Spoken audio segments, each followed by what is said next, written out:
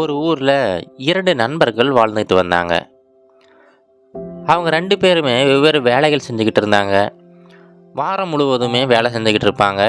வார இறுதியில் ஏதாவது ஒரு இடத்துக்கு போகலாம் அப்படிங்கிற ஒரு பிளான் எப்பவுமே வச்சுருப்பாங்க. அவங்களுக்கு பிடிச்ச இடம் என்னன்னு பார்த்தீங்கன்னா, அவங்க ஊர்லேயே ஒரு சின்ன ஏரி ஒன்று இருந்துச்சு. வார இறுதியில் எப்போவுமே அந்த ஏரிக்கு போவாங்க. அங்கே போயிட்டு இவங்க கொண்டு போகிற அந்த தூண்டில்களை பயன்படுத்தி மீன்களை பிடிப்பாங்க. அந்த மீன்களை சமைச்சு சாப்பிடுவாங்க. இது எப்பவுமே வாடிக்கையாக நடக்கிறது தான். அதே போல் அந்த வார இறுதியுமே வருது. உடனே ஒரு நண்பர் இன்னொருத்தர்கிட்ட, என்னப்பா இந்த வாரமுமே மீன் பிடிக்க போகலாம்ப்பா அப்படின்னு சொல்லிட்டு கேட்குறாரு. அந்த நபருமே சரிப்பா போகலாம் அப்படின்னு சொல்லிட்டு ஒத்துக்கிறாரு. அந்த மீன் பிடிக்கிறதுக்கு தேவையான எல்லா பொருட்களையுமே எடுத்துக்கிட்டு அடுத்த நாள் காலையில் 2 பேருமே அந்த ஏரிக்கிட்ட போகிறாங்க. அந்த ஏரி ரொம்ப அழகாக இருக்குது, ரொம்ப அமைதியாக இருக்குது. அந்த ஏரியில் நிறைய மீன்களுமே இருக்குது. இப்போ 2 பேருமே பக்கம் பக்கம் உட்காந்துக்கிட்டு அவங்களுடைய தூண்டில்களை போட ஆரம்பிச்சிட்டாங்க.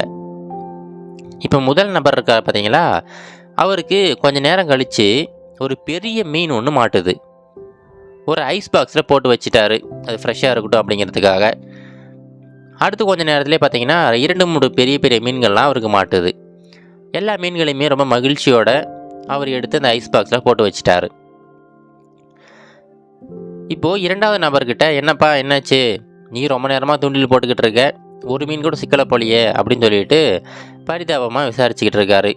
அதுக்கு 2வது நபர் கொஞ்சம் பொறுமையாக இருப்பா, உடனேவா மாட்டிடும் அப்படின்னு சொல்லிட்டு அவரை சமாதானப்படுத்திக்கிட்டு இருக்காரு. அடுத்த ஒரு சில நிமிடங்களில் பார்த்தீங்கன்னா, இந்த 2வது நபரோட தூண்டிலில் இதுக்கு முன்னாடி இந்த முதல் நபர் பிடிச்சார் பார்த்தீங்களா, அந்த மீனை விட ரொம்ப பெரிய ரொம்ப அழகான ஒரு மீன் மாட்டுது.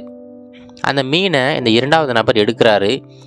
எடுத்துட்டு மறுபடியும் ஏரிக்குள்ளேயே போட்டுறாரு.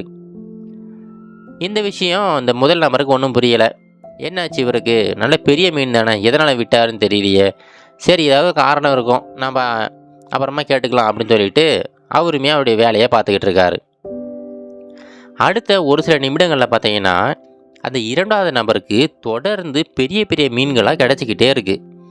ஆனால் அவர் ஒரு மீனை கூட எடுத்து அந்த பாக்ஸில் போட்டு வைக்கவே இல்லை. எல்லா மீன்களையுமே திரும்ப திரும்ப தண்ணிக்குள்ளேயே போட்டுக்கிட்டு இருக்காரு. இதை பார்த்துட்டு இந்த முதல் நபர் கேட்குறாரு, ஏன்ப்பா அப்படி பண்ணுற, நாம் இந்த மீன்களெல்லாம் பிடிச்சி நம்ம ஃப்ரெஷ்ஷாக சமைச்சு சாப்பிட்லாம், நம்மளுடைய வார இறுதியை ரொம்ப மகிழ்ச்சியாக கழிக்கலாம் அப்படிங்கிறதுக்காக தான் அங்கே வந்தோம்.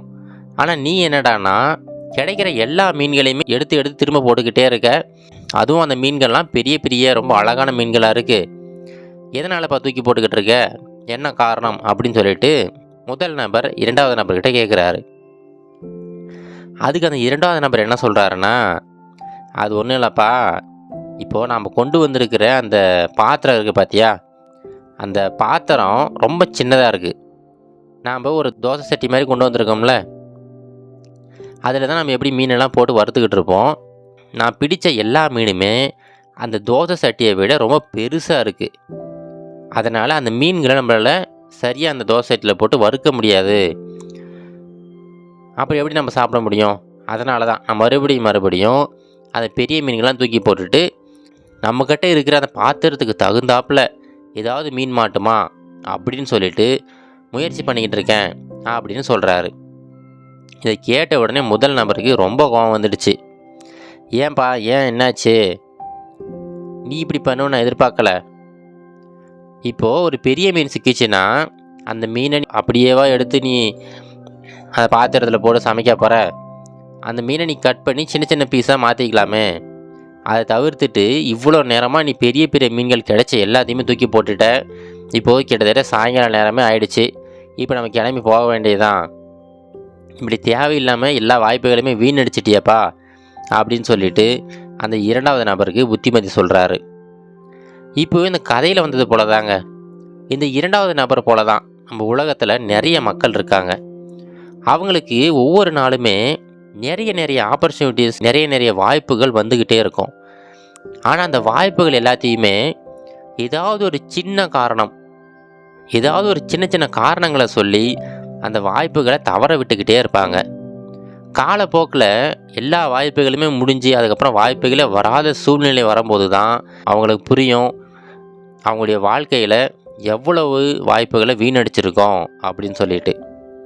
அதனால் இதை மட்டும் எப்போவுமே உங்கள் மனசில் வச்சுக்கங்க. எல்லா தருணங்களையுமே ஒரு வாய்ப்புகளாக நினைக்க ஆரம்பிங்க. எல்லா வாய்ப்புகளையுமே ஒரு வெற்றிக்கான பாதையாக நீங்கள் நினைக்க ஆரம்பிங்க.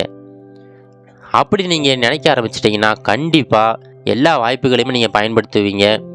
உங்களுடைய வெற்றியை யாராலையுமே தடுக்க முடியாது. நீங்களுமே ஒரு பெரிய வெற்றியாளராக மாறுவீங்க. இது கரேஜ் டு ஆக்ட் மோட்டிவேஷன் கதைகள்.